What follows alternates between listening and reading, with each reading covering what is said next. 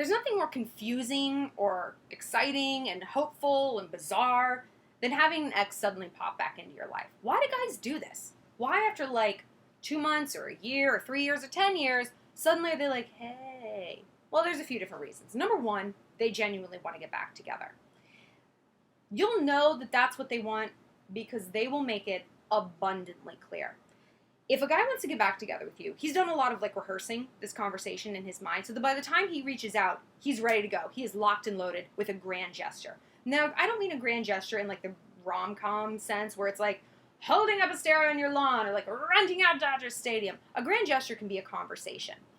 These grand gestures happen face to face. It's not something they do over text, at least not if they're a quality guy. I mean, let's be real. And it's something that they bring up very early on. They don't text you back and forth for like 3 days even. Even that is too long. Or like certainly not weeks and months. It is almost instant because they want to know. This is something they want. They've been thinking about it. They want to know and get you back instantly, or they want to know and move on. So if they're not doing that, one of these two things could be at play. Most of the time, they just don't want to feel like the bad guy.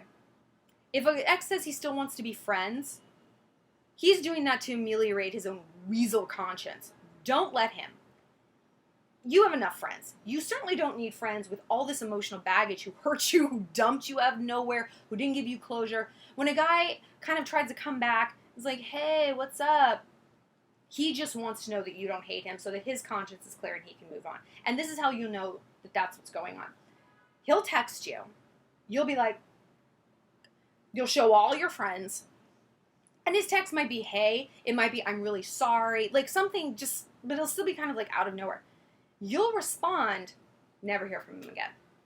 Why? Because that's all he needed. He just needed to see you write like, I'm good, how are you? And he's like, oh, phew. She's not like standing there with like daggers and pitchforks pointed in my direction. She's over it. I can move on and think, you know what? The way I dumped her on Valentine's via text happened to me. That's fine. She's over it. I can go ahead and do that again to more people.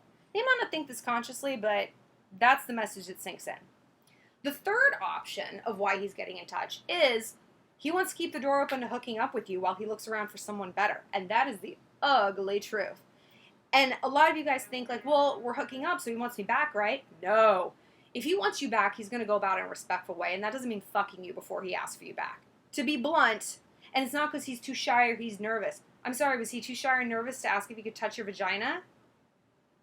Think about it. He wasn't too shy to wonder, gee, could part of me go inside part of you? Let's be real, ladies. He's not too shy.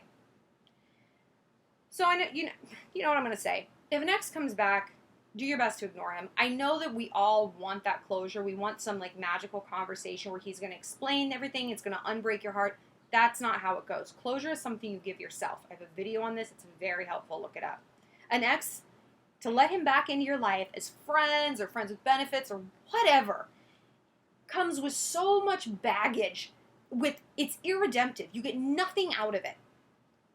If you let him back into your life, you're going to end up worse than where you started after you guys broke up.